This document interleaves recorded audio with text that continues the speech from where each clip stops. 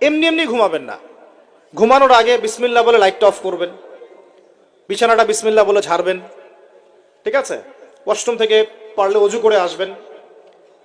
মশারি দিচ্ছেন, lights off করছেন, পাত্র যেগুলো আছে সেগুলো একটু ঢেকে রাখবেন বিসমিল্লাহ বলে, দরজা লাগাবেন বিসমিল্লাহ বলে।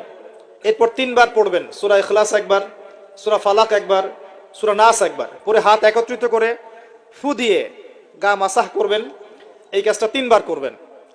একবার আয়াতুল কুরসি পড়বেন, সূরা বাকারার 255 নম্বর আয়াত, আল্লাহু লা ইলাহা ইল্লা হুয়াল হাইয়ুল কাইয়ুম, এটা শেষ পর্যন্ত। এরপর সূরা বাকারার শেষের 3টা আয়াত পড়বেন, লিল্লাহি মা ফিস সামাওয়াতি, এখান থেকে ফানসুরনা আলাল কওমিল কাফিরিন পর্যন্ত। তারপর ডান কাতে পাশ ফিরবেন, বলবেন আল্লাহুম্মা বিইসমিকা আমুতু ওয়া আহইয়া।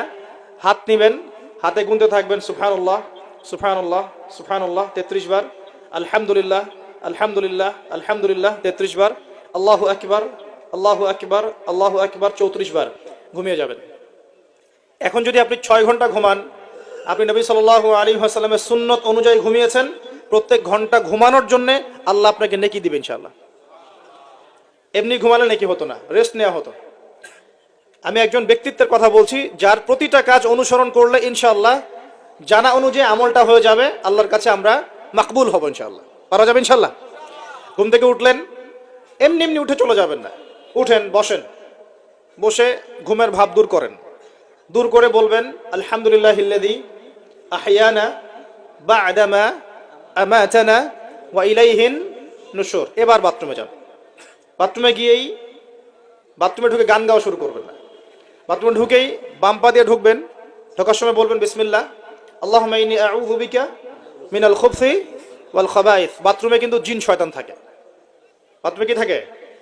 বিজ্ঞান এটা প্রমাণ করতে পারে নাই, এগুলো নাসা বিশ্বাস করবে না, কিন্তু আল্লাহর রাসূল যেহেতু বলেছেন আমরা বিশ্বাস করব। বিজ্ঞান কি সব আবিষ্কার করতে পেরেছে? বিজ্ঞান কি সব আবিষ্কার করতে পেরেছে? বিজ্ঞানের আবিষ্কার কত পার্সেন্ট? এই মহাবিশ্বের 1%ও না, মহাবিশ্বের 1%ও না। আমাদের দেহের মধ্যেই যে রুহটা আছে, এই রুহটার কি কোনো ব্যাখ্যা করতে পারা গেছে? রুহটা কেমন, কঠিন না তরল না বায়বীয়, ব্যাখ্যা করা গেছে? ইয়াসআলুনাকা আনির রূহ কুলির রূহু মিন আমরি রাব্বি ওয়া মা উতীতুম মিনাল ইলমি ইল্লা কলিলা। আল্লাহ পাক বলছেন, হে নবী, তারা তোমাকে রূহ সম্পর্কে জিজ্ঞাসা করে, আত্মা সম্পর্কে জিজ্ঞাসা করে, তুমি বলে দাও এটা তোমার রবের আদেশ মাত্র। রবের আদেশে এসেছে, আদেশেই চলে যাবে। আর এ বিষয়ে তোমাদেরকে বেশি জ্ঞান দেয়া হয় নাই। তাহলে এই জ্ঞান কি দেয়া হয়েছে আমাদেরকে? জ্ঞান দেয়া হয় না। আর জ্ঞান কি আমরা নিজেরাই প্রডিউস করি না আল্লাহ পাক জ্ঞান দেন? কোনটা? আল্লাহ পাক কি বলছেন?